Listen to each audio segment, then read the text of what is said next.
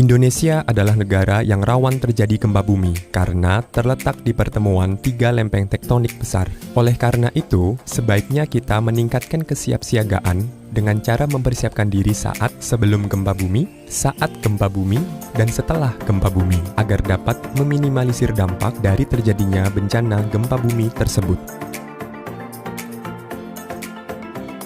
Kenali situasi rumah, sekolah, kantor. Apakah berada di tempat yang sering merasakan gempa bumi? Apakah berada di pesisir pantai? Atau berada dekat dengan dataran tinggi seperti bukit?